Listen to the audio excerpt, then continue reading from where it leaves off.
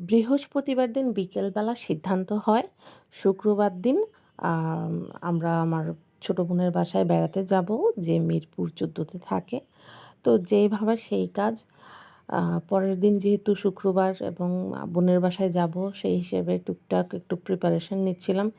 এমন সময় রাতের বেলা হঠাৎ করে, রাত না ঠিক সন্ধ্যাবেলা, আমার হাসব্যান্ড আবার মানে আম্বানি সাহেব সরি আম্বানি সাহেব বলে বসলেন তার নাকি পেটের সমস্যা দেখা দিয়েছে। তার আমি এই একটা জিনিসই বুঝি না। কোথাও যাওয়ার নাম শুনলেই তার পেটের মধ্যে মোচড় দেয়। এই হচ্ছে একটা দুঃখের কথা। তো যাই হোক, শুনে খুবই আ কান্না আসবে এমন একটা অবস্থা। পরে আবার ছোট বোনকে আবার ফোন করে বলতে হলো যে, "দেখ, আমরা তো ভাবছিলাম কালকে আসবো, এখন তো আসতে পারবো না মনে হচ্ছে। তোর দুলাভাইয়ের পেটের অবস্থা ভালো না, বেশি সুবিধার না। এই বেচারাকে নিয়ে যদি আমি রাস্তায় বের হই, আল্লাহর নাম নিয়ে রাস্তাঘাটে মানে যেখানে সেখানে দেখা যাবে হয়তো খিচুড়ি পড়ে আছে। তো সেইজন্য রাস্তাঘাট আর নোংরা না করেই, আচ্ছা আমরা দেখি, পরিস্থিতি যদি দেখি একটু স্বাভাবিক হয়েছে, তো আমরা সেই বুঝে আসবো আরকি। আর আপাতত তুই ভেবে নে যে আমরা আসতেছি না। আর বাকিটা কালকে সকালবেলায় দেখা যাবে, আল্লাহ যদি রহম করে।" তো কি আর করা? মনের ভিতরে একরাশ ক্ষোভ নিয়ে, মানে অভিমান নিয়ে, মানে কি বলবো আসলে, ছোট বোনকে একবার বলে ফেলেছি যাবো, আবার এদিকে আম্বানি সাহেবের পেটের সমস্যা। তো আবার কিভাবে যাবো? মানে সব মিলিয়ে মনটা খারাপ হয়ে গেল। আর এদিকে আম্বানি সাহেবকে আমি একটু বকতেও লাগলাম যে, কেন? কেন? শুধু আমার সাথেই কেন এমন হয়?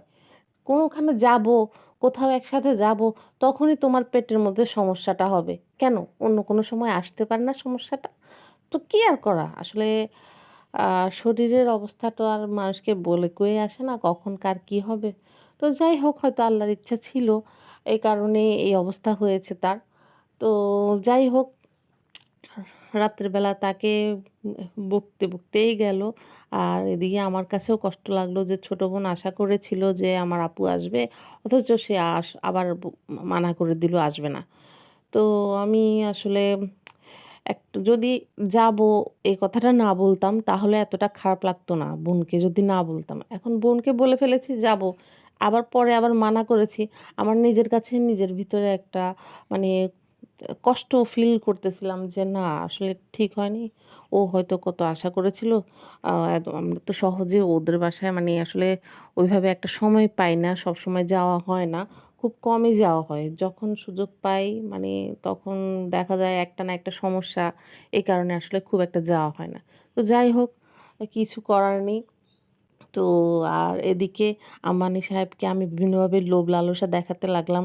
"এই তোমার কিন্তু মেট্রো রেলে ওঠার কথা ছিল। তুমি কিন্তু ওটাতে ওঠাও মিস করতেছো।" এইটা সেটা বলে তাকে একটু দেখি যে কনভিন্স করতে পারলাম।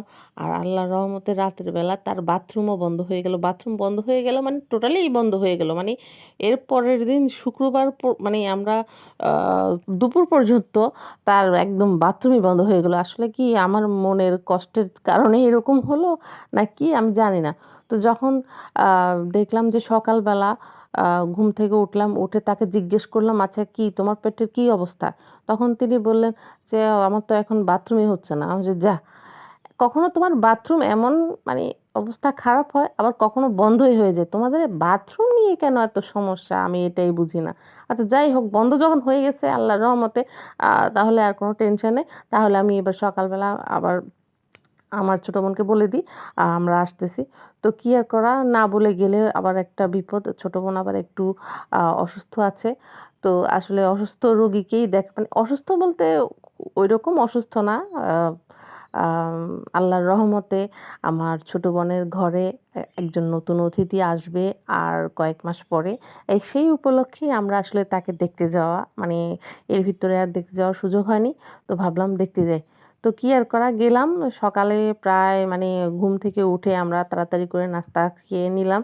খেয়ে তারপরে খাওয়া-দাওয়া করে বের হতে ১০টা বেজে গেল। ১০টার দিকে আমরা মেট্রো স্টেশনে পৌঁছে গেলাম এবং সেখান থেকে মাত্র ১০ থেকে ১২ মিনিটে আমরা আমার বোনের যে শ্বশুরবাড়ির এরিয়া সেখানে নেমে গেলাম।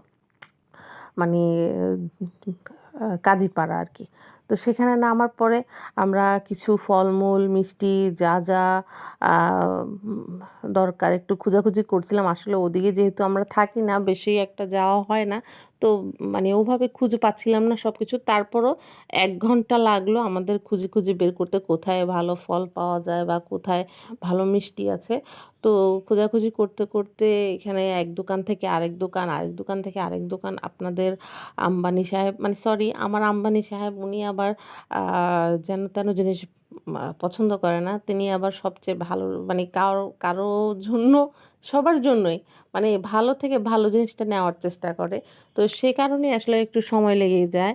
তো ভালো, ভালো যা আমরা মোটামুটি চাহিদা মতো টুকটাক আ পেয়ে যাই। তো সেগুলো নিয়ে আমরা অবশেষে ছোট বোনের বাসায় যাই এবং ছোট বোনের বাসায় যাওয়ার পর সত্যি মানে নিজের মনটা একটু হালকা হয়ে যায়। যাক, অন্তত বোনকে মানে যাবো বলে আসতে পারলাম। মানে আসবো বলে আসতে পারছি, এটাই অনেক। আর কিছুর দরকার নেই। তো বোন মানা করতেছিল যে, "কেন তোরা আসবি? এত ফর্মালিটিস এর কি আছে?" আসলে বোন আ বললে তো আর হয় না, তাই না?